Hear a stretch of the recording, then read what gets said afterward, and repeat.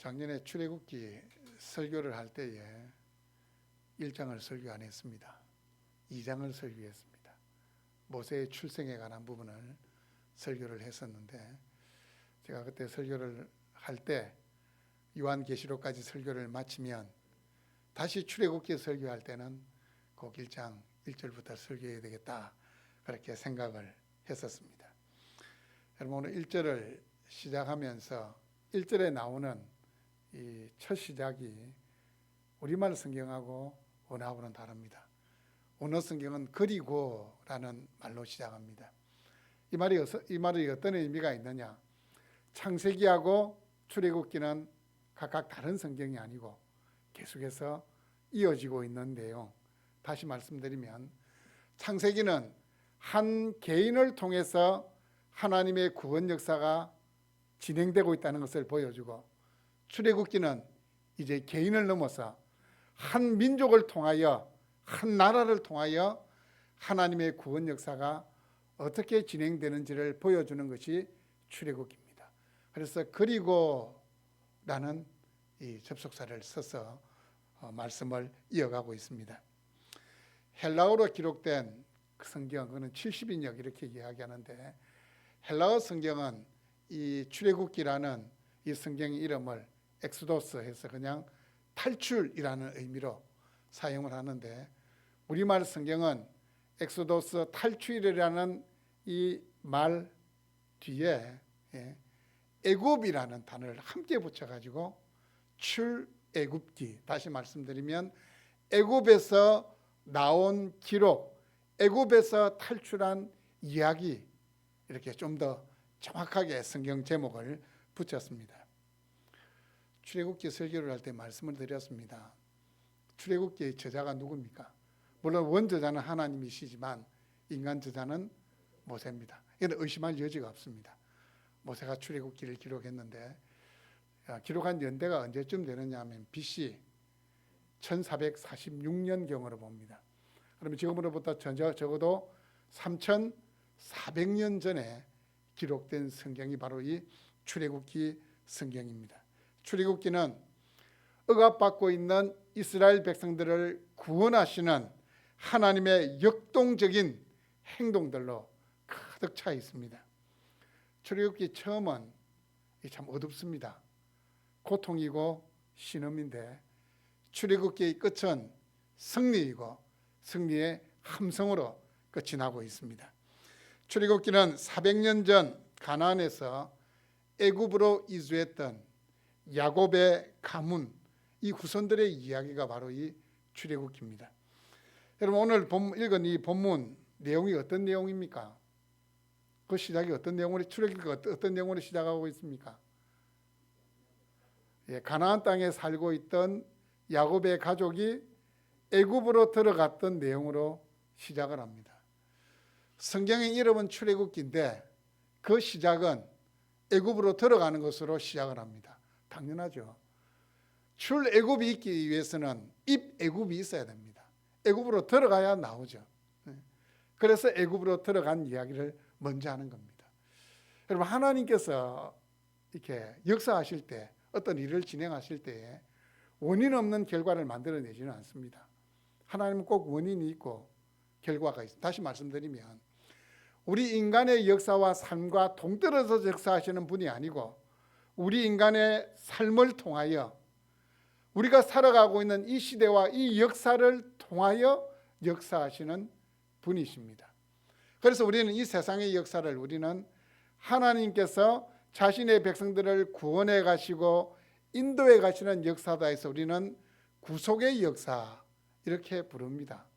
이 세상에 지멋대로 막 돌아가는 것 같지만 세상을 창조하시고 섭리하시고 다스리시는 하나님의 손에 의해서, 하나님은 자신의 구원의 역사를 위해서 이 세상의 역사를 사용하시는 겁니다. 여러분, 이 이스라엘 백성들이 출애굽하기 위해서 하나님께서 먼저 보내신 사람이 있어요. 이 이스라엘, 이 야곱의 이 가족을 애굽으로 들여보내기 위해서 먼저 들여보낸 사람이 있습니다. 그 사람이 누굽니까? 요셉입니다. 요셉. 요셉이 애굽에 먼저 들어가야 자연스럽게 이 야곱의 가족이 애굽에 들어갈 수 있는 겁니다. 그런데 이러면 앞서간다는 것은 참 힘든 일입니다. 선두를 지킨다는 것이 힘들어요. 공부할 때도 그렇잖아요. 1등을 유지하는 것. 연예인들이 이 스트레스를 많이 받고 마약에 빠지고 또 이렇게 삶이 문란해지는 이유가 뭔지 아십니까? 인기를 얻어가지고, 인기를 얻을 때는 좋아요. 쫙 인기를 얻어서 정상에 섰다 생각할 그때부터 스트레스가 찾아오는 겁니다. 언제 이 인기가 떨어질지 모른다는 그 막연한 두려움 때문에 마약에 손을 대는 거예요. 항상 앞서간다는 것은 힘든 거예요. 여러분 또 이게 철새나 새떼들이 날아갈 때 이 선두가 늘 그 새 한 마리가 제일 앞을 날아가는 것 같습니까? 일정한 거리가 지나면 선두를 또 바꿉니다. 또 우리 쇼트트랙 같은 이렇게 장거리를 달리거나 한 1000m 이상 이렇게 가면 어쨌든 장거리를 달려갈 때 제일 앞에 가는 사람이 힘들어요. 그래서 우리나라도 쇼트트랙, 우리나라가 강국이잖아요. 할 때 어떻게 합니까? 선두가 앞에 나갔다가 제일 잘 달리는 친구가 원래는 선두에 안 가요. 두 번째나 세 번째 좀 뒤에 있다가 마지막에 치고 가는 거예요. 앞에 간다는 게 힘든 거예요. 하나님이 요셉을 앞서 보냈습니다. 앞서간 요셉의 삶이 어땠습니까, 여러분? 우리말로 죽을 고생을 했습니다. 죽을 고생을 했습니다. 좀 더 리얼하게 이야기하면 생똥을 싸는 고생을 했어요. 13년 동안. 우리는 성경에 기록되어 있기 때문에 요셉은 위대한 인물이다 생각하기 때문에 요셉 우리가 똑같은 성정을 가진 사람입니다. 17세의 소년입니다. 소년. 아버지로부터 사랑을 받아가지고 우리가 곱게 자라면 뭐라고 표현합니까? 손에 뭐 안 묻혔다 그럽니까? 물 안 묻혔는데 이 야곱의 가족들은 목축이 주로 이제 양떼 키우는 목축이 주업이었는데 제가 볼 때는 요셉은 손에 양털 한 번 안 묻혔습니다. 형들이 양떼를 돌보러 갈 때 요셉은 집에 색동옷을 입고 집에 있었어요. 손에 양털 한 번 안 묻힌 곱게 자란 이 요셉이 애굽으로 노예로 끌려갔습니다. 제가 언젠가 말씀드렸죠. 저는 노예로 끌려가는 그 장면을 저는 깊이 묵상을 못 해봤거든요. 근데 요셉이 그냥 끌려간 게 아닙니다. 착고에 채워져 가지고 상인들은 약대를 타고 가지만 노예를 누가 낙타에 태워서 모셔갑니까? 그 먼지 나는 사막길을 끌려가는 겁니다. 끌려가는 거예요. 생각을 해보십시오. 정신적인 충격이 얼마나 크겠습니까? 보통 사람 같으면 이 멘탈이 나가버립니다. 정신이상 돼버립니다. 형들이 자기를 구덩이에 빠뜨리고 죽이려고 했다가 상인들에게 팔아버렸어요. 노예로 끌려가는데 어떻게 제정신일 수가 있겠습니까? 애굽에 갔더니만 말이 안 통하는 겁니다. 말이 안 통해요. 처음에는. 어떻게 적응할지를 모르는 거예요. 우리 군에 가신 분들은 경험했지 않습니까?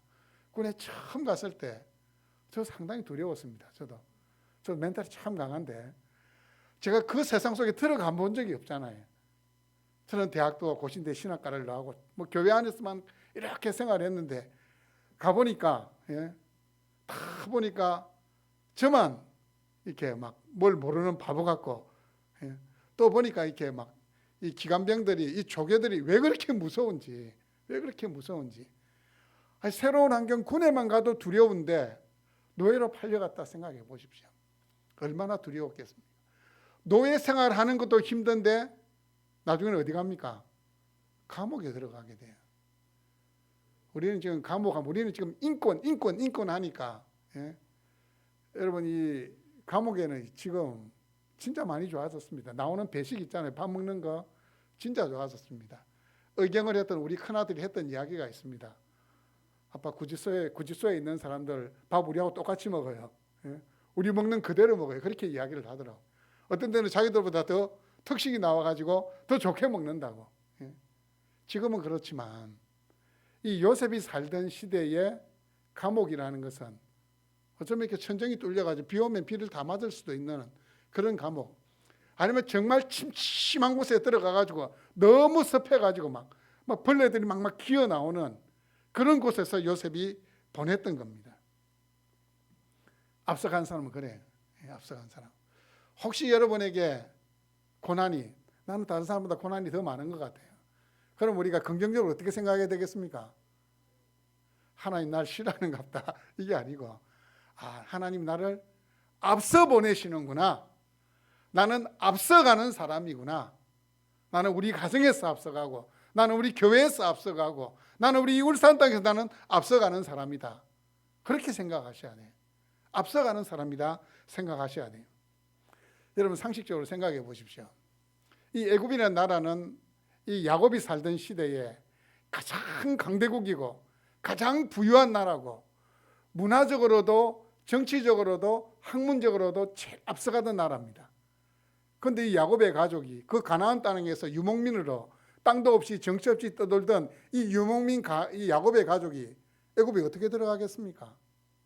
애굽에 어떻게 들어가더라도 어떻게 정착을 하겠습니까? 이 상식적으로 이해가 되지 않잖아요. 하나님의 방법을 보면 참 기가 막힙니다. 저는 우리 하나님께서 행하시는 일들을 보면 하나님 절대로 얼렁뚱땅 적극적으로 하지 않아요. 하나님 정말 계획적이고 치밀하신 분이다 라는 것을 알게 됩니다. 요셉을 먼저 보내서 하나님은 준비하게 하신 겁니다. 그리고 여러분, 이 애굽 사람들은 목축을 하는 사람을 천하게 여겼습니다. 성경의 표현대로면 가증스럽게 여겼다. 그래서 이 천박한 사람이기 때문에, 우리도 옛날에 노예제도가 있었잖아요. 노예제도 있어가지고 이 불가촉 천민도 우리가 있었잖아요. 그때 막 역사 시간에 천방지축 마골피 뭐 이렇게 외우기도 했었잖아요. 그에 들어가는 그 성에 해당되시는 분이 있으면 정말 죄송합니다. 지금 더 이상 이제 우리가 이제 이 신분제도가 없기 때문에, 어쨌든 이 애굽 사람들은 유목을 하는 사람들을 가까이 하지 않았기 때문에, 여러분이 요셉의 형제들이 양식을 사러 가가지고 요셉의 집에서 밥을 먹는 장면을 한번 떠올려 보십시오. 상을 어떻게 차렸습니까? 따로 차렸습니다. 애굽 사람들도 상을 따로 차리고, 요셉의 상을 따로 차리고, 형제들의 상을 따로 차렸습니다. 요셉이 애굽의 총리였지만 이 애굽 사람들이 요셉과 같이 상을 차리거나 어쨌든 따로따로 차려가지고 구분을 지었습니다. 그런데 어떻게 애굽에 들어가가지고 정착하는 게 가능하겠습니까? 애굽 사람은 아예 목축하는 사람들 가까이 하지를 않는 겁니다. 여러분, 애굽 사람들이 왜 목축하는 사람들을, 유목민들을, 가축을 기르는 사람 가까이 하지 않을까요? 뭐 때문에 그럴까요? 그냥 양 똥만 지고 소똥 치우고 해서 냄새가 나서 그럴까요? 애굽의 주 산업은 농사이기도 했지만 그거 말고 또 다른 이유가 있습니다. 애굽은 소라든지 이런 가축을 신으로 섬기는 겁니다. 그 인도 사람만 섬겼던 게 아니고 애굽에 있는 사람들도 자기들 생각하는 이 가축을, 짐승을 신으로 섬겼는데, 유목민들 어떻게 합니까? 유목민들의 주식이 뭡니까? 물론 이삭도 보면 뭐 밀농사를 짓고 농사를 지었다는 기록이 있지만 주식이 뭡니까? 주로 뭐 합니까? 손님 오면 양을 잡아서 드리는 거예요. 양 잡아먹고 소 잡아먹고 염소 잡아먹고, 자기들이 신으로 섬기고 있는 그 신들을 막 잡아먹으니까 멀리하는 거예요. 야곱의 가족이 애굽으로 인도되기까지 13년이라는 세월은 요셉에게 있어서는 정말 감당하기 힘든 세월이었습니다. 하지만 오늘 야곱의 12아들을 쭉 소개하는데, 요셉을 소개할 때는 요셉은 애굽에 있었더라, 이 말로 끝을 내버려요. 적어도 13년의 세월이 정말 자신은 온데간데 없고 정말 손가락질 받고 무시받던 사람만 남아있던 그 세월이었는데, 그 세월을 그냥 딱 한 줄로 요셉은 애굽에 있었더라, 이 말로 끝을 냅니다. 저는 오늘 이 설교를 준비하면서 이 말씀을 읽다가 천국에 계신 요셉이 생각하면 조금 섭섭할 수도 있겠다. 한 줄이라도 요셉이 죽을 고생하면서 애굽에 있었더라, 뭐 이렇게 하든지, 죽을 고생했지만 하나님의 은혜를 베푸셨더라, 뭐 이렇게 하면 되는데 그건 없어요. 제가 왜 없냐 생각해 보니까 성경은 철저하게 사람을 가립니다. 왜요? 사람은 그냥 도구에 지나지 않기 때문에, 하나님이 하시는 거기 때문에 그냥 한 줄로 요셉은 애굽에 있었더라 이렇게 표현을 하고 있습니다. 그래서 저는 요셉의 삶을 이렇게 묵상하면서 우리에게 찾아오는 고난은 위장된 하나님의 축복이라는 사실을 저는 확실하게 믿습니다. 여러분 혹시 내가 뭐 별 잘못한 것도 없는데 고난을 당한다, 그럼 어떻게 생각해야 됩니까? 이건 나에게 복을 주시려는 하나님의 위장된 축복이다. 한꺼풀을 탁 벗기면, 포장지를 풀어내면 그 안에는 뭐가 들어있습니까? 하나님 우리에게 주시는 복이 들어 있습니다. 복이 들어 있습니다. 창세기 45장 5절 말씀을 보시면 이 요셉의 형제들이 이제 야곱이 죽을 때가 다 돼가니까 두려운 마음이 생기는 거예요. 야, 우리 아버지가 죽고 나면 요셉이 우리가 한 행동에 대해서 보복할지 모른다. 보복할지 모른다. 이 요셉의 형들이 덜덜덜 떨고 있을 때에 요셉이 형들에게 이야기합니다. 하나님이 생명을 구원하시려고, 자신의 가족이죠, 아버지의 가족들이죠, 아버지의 가족들의 생명을 구원하시려고 나를 당신들보다 먼저 보내셨나이다. 진짜 위대한 고백입니다. 진짜 앞서가는 사람은 뭐가 달라도 달라요. 그 13년이나 넘는 엄청난 고난의 세월을 보냈지만 그 고난의 세월을 보내면서도 하나님이 하신 거다. 하나님이 하셨다. 나는 우리 가정을 구원하기 위한 하나님의 도구였다. 요셉은 믿음의 그릇, 인간이 그릇도 막 이만큼 이렇게 큰 것 같아요. 그릇이 요만하면 물 얼마 못 가둡니다. 그릇이 막 이만큼 크고, 신앙도, 믿음의 분량도 엄청나게 큰 분이다. 그런 사실을 기억하게 됩니다. 여러분, 누군가 여러분의 마음을 서운하게 하고 결정적인 순간에 여러분을 배신하게 하더라도 너무 상심하지 마십시오. 하나님은 절대로 자신의 백성들을 외면하지 않습니다. 사회생활에 보면 그런 일이 있습니다. 결정적인 순간에 나를 배신하는 친구가 있습니다. 절대 서운해야 할 필요가 없습니다. 그것까지도 나를 훈련해 가시는 하나님의 섭리로 받아들여야 됩니다. 그리고 하나님은 자신들의 백성이 손해보는 것 절대로 두고 보지 않습니다.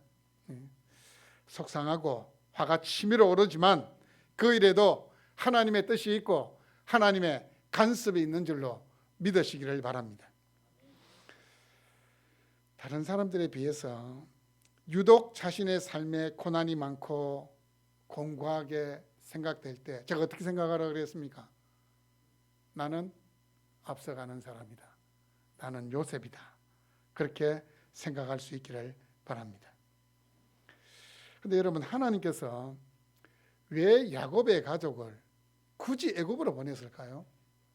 여러분 한번 이 출애굽 읽으시면서 생각해 보신 적 있습니까? 창세기 뒷부분하고 출애굽 읽으시면서 가나안 땅 주시려고 했으면 기왕 아브라함을 가나안 땅으로 보냈으니까 거기에 뿌리를 잡고 그냥 거기서 살게 하면 되지. 왜 또 애굽으로 보냈다가 430년 뒤에 또 그 긴 여정을 40년을 광야로 뺑뺑뺑 돌려가지고 뭐 때문에 그러시나. 하나님 참 이해가 되지 않는 분이다. 여러분 혹시 그 생각해 보신 적 없습니까? 그리고 야곱은 이 아브라함의 손자입니다. 적어도 한 곳에 3대 정도 살게 되면 어떻게 됩니까? 이제 틀을 잡은 겁니다. 그 땅에 적응을 했습니다. 이제 적응이 다 됐는데 아들도 12명이나 놓고 이제 이스라엘 12지파의 뿌리가 되는 아들을 12명이나 놓고 이제 뿌리를 잡았는데 하나님이 다시 애굽으로 들어가게 하시는 거예요. 새로운 환경으로 들어가게 하시는 거예요. 우리가 지금 이 울산에 살고 있다가 저 서울로 이사를 갔습니다. 여러분 좋습니까? 뭐 돈이 많아가지고 뭐 강남에다가 집을 사고 이래도 힘들어요. 그것을 아는 사람 아무도 없기 때문에. 근데 그게 아니잖아요, 이 사람들은. 애굽에 들여보내신 이유가 뭘까요? 제가 앞에 설교 시작할 힌트를 잠시 드렸습니다. 애굽은 고대 근동에 있어서 제일 잘 사는 나라였어요. 여러분, 야곱의 가족들은 뭐 하는 가족들이었습니까? 유목민입니다. 야곱의 딸 디나가 이렇게 큰 일을 만나고 나서 그 아들들이 보복을 하잖아요. 그리고 야곱이 어떻게 됩니까? 두려움에 사로잡힙니다.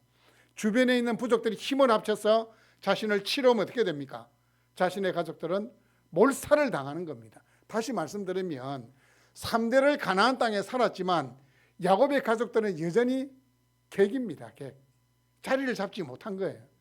그곳에서 계속 살아가봤자 민족이 번성하는 것, 환경적으로 힘든 거예요. 참 우리 하나님 정말 대단하신 분입니다. 딱 준비되어 있는 애굽 땅, 그것도 고립되어 있어서 목축하기 좋은 고센이라는 것으로 보내서 이스라엘 백성들이 그곳에서 마음 놓고 자녀를 낳고 뿌리를 내릴 수 있도록 자그마치 430년 동안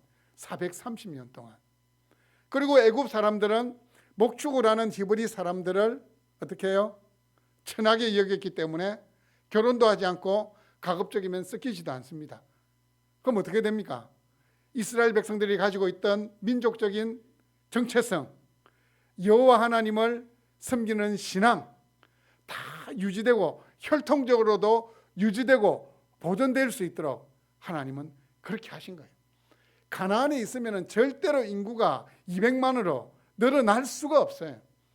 하나님은 애굽으로 보내서 이 아브라함에게 약속하신 너의 후손이 하늘의 별과 같이 바다의 모래와 같이 많게 해주시겠다는 이 약속을 지키시기 위해서 애굽으로 보내신 겁니다. 애굽으로 보내신 겁니다. 그래서 하나님 보내신 거예요.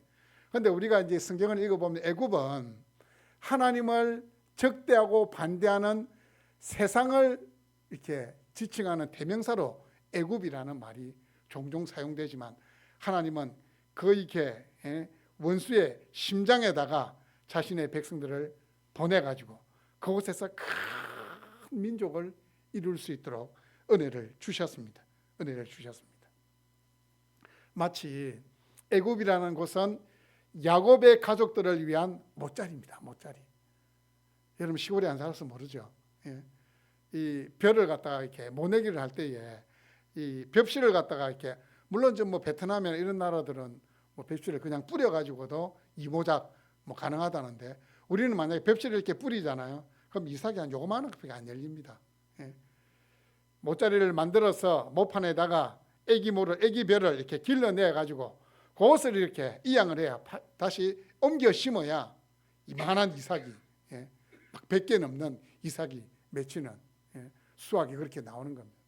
그래서 애굽이라는 곳은 이스라엘 백성들 야곱의 가족을 위한 못자리였어요.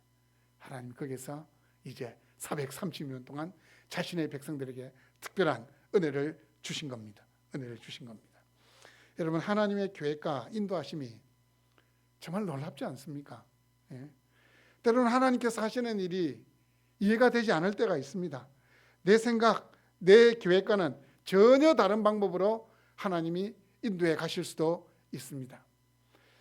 이사야 55장 8절에서 9절 말씀해 보면 이런 말씀이 있습니다. 이는 내 생각이 너희 생각과 다르며 내 길은 너희 길과 다름이니라. 여호와의 말씀이니라. 이는 하늘이 땅보다 높음 같이 내 길은 너희 길보다 높으며 내 생각은 너희 생각보다 높으니라. 하나님의 길, 하나님의 계획, 하나님의 생각은 우리의 계획, 우리의 생각, 우리의 길을 초월해 계신다는 사실을 기억할 수 있기를 바랍니다. 피조물인 우리가 창조주 하나님의 생각과 계획을 다 이해할 수 없습니다. 내일 무슨 일이 일어날지 알지 못하는 우리가 어떻게 우리의 전 인생을 알 수 있겠습니까? 우리의 전 인생을 인도해 가시는 그 하나님의 계획, 하나님의 섭리를 어떻게 다 이해할 수 있겠습니까? 때로는 하나님의 인도하심이 이해가 되지 않고 내가 처해 있는 상황을 볼 때에 한숨이 나오고 낙심되더라도 내 인생을 인도해 가시는 분, 내 인생을 계획하고 설계하시는 분은 하나님이라는 사실을 믿고 믿음으로 담대하게 발걸음을 옮길 수 있기를 바랍니다. 우리의 인생은 하나님의 손 안에 있습니다. 여러분 7절 말씀을 한번 보십시오. 이스라엘 자손은 생육하고 벌어나 번성하고 매우 강하여 온 땅에 가득하게 되었더라. 이 7절 말씀은 이제 하나님이 때가 되매 새로운 일을 행하실 것이다 라는 사실을 이렇게 보여주는 것이 7절입니다. 온 땅에 가득하게 되었더라. 마치 이 고센 땅이 좁아서 더 이상 이스라엘 백성들이 거주할 수 없을 정도로 그 땅에 가득하게 되었더라, 그 말입니다. 입애굽할 때, 애굽에 들어갈 때 70명이었습니다. 나올 때 남자만 60만 명, 아이와 여자를 다 합치면 200만 명. 지금은 우리가 인구가 많으니까 200만 명이라니까 뭐 별거 아니다. 아니요. 3,400년 전에 200만 명이면 어마어마한 숫자입니다. 어마어마한 숫자입니다. 어마어마한 숫자예요.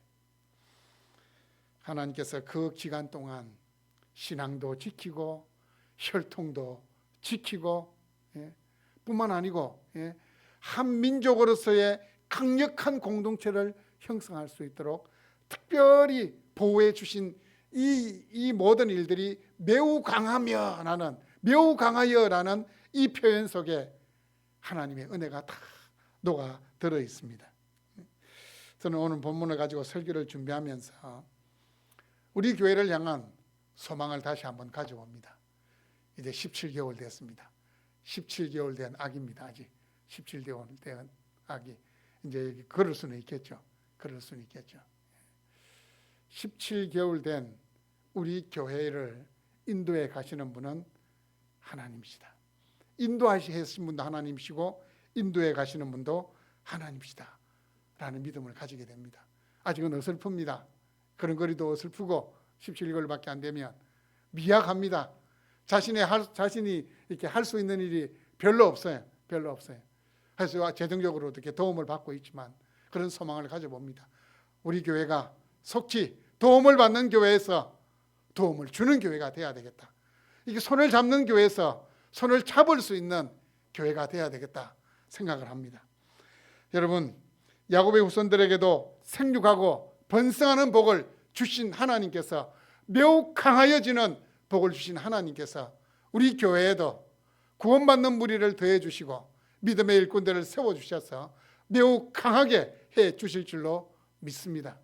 울산의 중심에서 달동을 넘어 남구를 넘어 울산 전역에 예수 그리스도의 복음을 흘려보내고 예수 그리스도의 선한 영향력을 끼치게 될 교회로 성장하게 될 줄로 믿습니다. 사랑하는 여러분, 우리 헤리티지 교회가 울산의 영혼 구원의 기쁨을 더하고 울산의 치유와 회복의 기쁨을 더하고 울산의 나눔의 기쁨을 더하는 섬기는 교회로 성장할 수 있도록 이 야곱의 70명을 200만 명으로 성장시켜 주신 이 하나님의 능력을 생각하면서 함께 기도할 수 있는 여러분 될 수 있기를 주님의 이름으로 축복합니다. 아멘.